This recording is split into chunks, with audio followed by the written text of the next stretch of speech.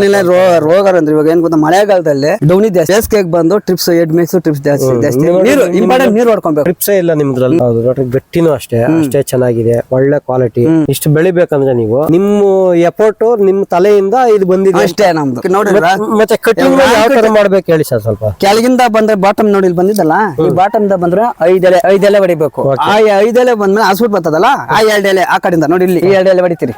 2 ಎಲೆ ಹೊಡಿತೀರಾ. ಇಲ್ಲಿ ಬಂದ್ಮೇಲೆ ನೋಡ್ರಿ, ಇಲ್ಲಿ ಹೊಡೆದಿದ್ರಲ್ಲ ನೋಡ್ರಿ, ಇದು 8 ಎಲೆ 4 ಎಲೆ ಹೊಡೆದಿದ್ರಲ್ಲ, 1 2 3 4 ಎಲೆಕ್ಕೆ ಸೂಟ್ ಬಂದದಲ್ಲ ನೋಡ್ರಿ. 2 ಲೀಫ್ ಇಲ್ಲಿ ಹೊಡಿತೀರಿ. ಇದು ಇವಾಗ ಎಷ್ಟು ಹೊಡಿತೀರಾ? ಆಮೇಲೆ 2 ಲೀಫ್ 1 2 ನೋಡ್ರಿ ಅಷ್ಟೇ. 2 ಹೊಡೆದಿದ್ ನೋಡ್ರಿ ತೋರಿಸಿ ಸ್ವಲ್ಪ, ರೈತರಿಗೆ ಪಾಪ ಗೊತ್ತಾಗ್ಬೇಕಲ್ವಾ. ಎಷ್ಟು ಕೆಲವರು ಕಟಿಂಗ್ ಪ್ರಾಬ್ಲಮ್ ಮಾಡ್ತಾರೆ. Cutting problem sir. ನೋಡಿ ಸರ್, 2 ಲೀಫ್ 1 2 ಈ ಕೆಳಗಿಂದ ಕೌಂಟಿಂಗ್ ಇಲ್ಲ.